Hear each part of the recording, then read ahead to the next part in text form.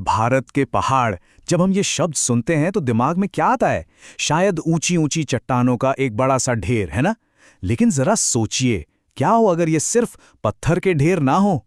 क्या हो अगर ये वो मास्टर आर्किटेक्ट्स हों जिन्होंने इस पूरे उपमहाद्वीप की किस्मत तय की है? और यही सवाल आज की हमारी बातचीत का सेंटर पॉइंट है। क्योंकि पत्थर के ये पहाड़, जिन्हें हम अक्सर बेजान समझते हैं, असल में एक जीती जागती ताकत हैं। एक ऐसी ताकत जो तय करती है कि नदियां किधर बहेंगी, मॉनसून कहाँ बरसेगा और यहाँ तक कि हमारी संस्कृतियां कैसे बनेंगी। हाँ, बिल्कुल, ये वो खामोश आर्किटेक्ट्स हैं जो तय करते हैं कि कहाँ घने जंगल होंगे और कहाँ इंसानी बस्तियां बसेंगी। तो इस पूरी कहानी को अच्छे से समझने के लिए सबसे पहले हमें जमीन की भाषा को समझना होगा।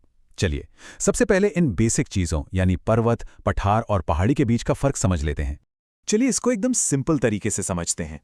एक पर्वत मतलब चौड़ा बेस और ऊपर एक नुकीली चोटी, ठीक है? अब सोचिए कि किसी ने उस नुकीली चोटी को ऊपर से काटकर सपाट कर दिया हो, तो वो बन जाता है एक पठार, ऊंचा पर ऊपर से टेबल की तरह फ्लैट। और पहाड़ी, अरे वो तो बस पर्वत का छोटा भाई है। तो चलिए अपनी यात्रा शुरू करते हैं भारत के सबसे पुराने, सबसे अनुभवी किरदार के साथ, अरावली रेंज। ये कोई मामूली पहाड़ नहीं है, ये तो इतिहास का जीता जागता गवाह है। कितनी पुरानी है? लगभग 57 करोड़ साल। जी हाँ, 570 मिलियन साल। मतलब ये इतना पुराना है कि इसके आगे तो पूरी की पूरी इंसानी सभ्यता बस पलक झपकने जैसी है। आपको पता है, अरावली का जन्म तब हुआ था जब धरती पर डायनासोर तक नहीं आए थे। एक जमाना था जब ये आज के हिमालय से भी कहीं ज्यादा ऊंचा और विशाल हुआ करता था। लेकिन फिर करोड़ों सालों तक हवा और पानी ने इसे घिसा, तराशा और आज ये एक अवशिष्ट पर्वत या रेलिक्ट माउंटेन बनकर रह गया है। लेकिन आज भी ये बूढ़ा पहाड़ एक गार्डियन की भूमिका निभा रहा है।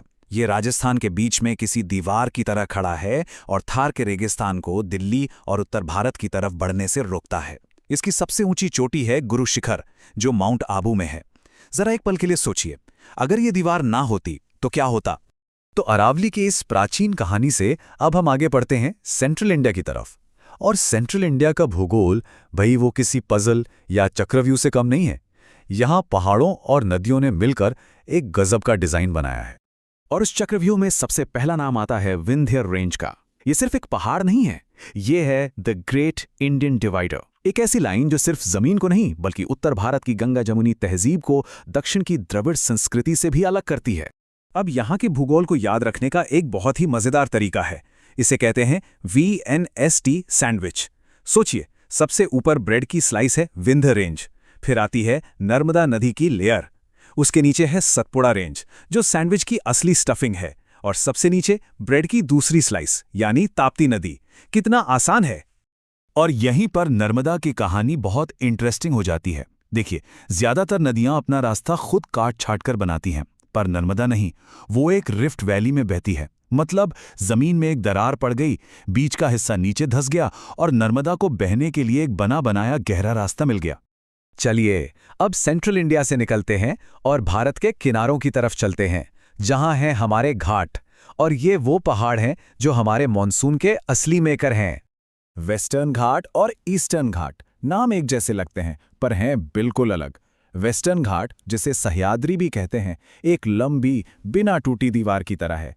वहीं ईस्टर्न घाट टूटा फूटा है, बीच बीच में गैप्स हैं। क्यों? क्योंकि गोदावरी, कृष्णा जैसी बड़ी नदियां इसे काटते हुए निकल जाती हैं। और यही वजह है कि वेस्टर्न घाट की दीवार मॉनसून वाले बादलों को रोक लेती है और जबरदस्त बारिश करवाती है।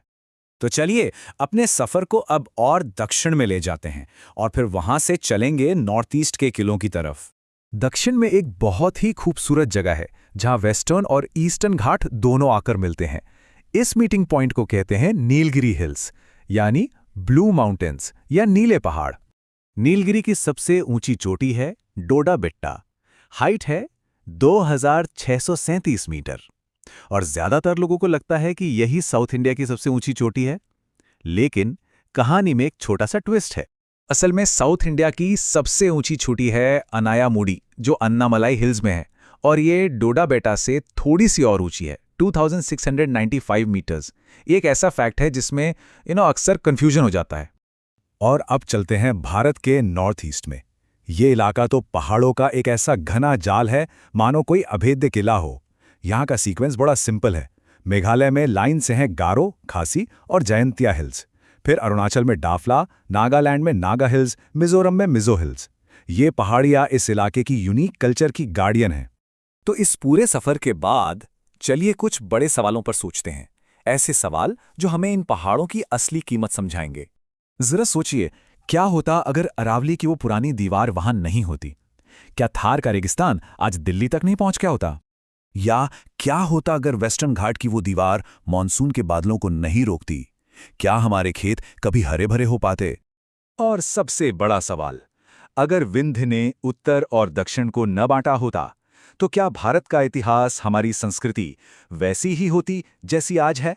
ये सवाल सच में सोचने पे मजबूर कर देते हैं। हम अक्सर सोचते हैं कि इंसानों ने इतिहास बनाया है, पर सच तो ये है कि भूगोल ने वो स्टेज तैयार किया जिस पर यह सारा इतिहास लिखा गया। तो अगली बार जब किसी पहाड़ को देखें तो याद रखिएगा, वो सिर्फ पत्थर नहीं है, वो भारत के खामोश आर्किटेक्ट्स हैं।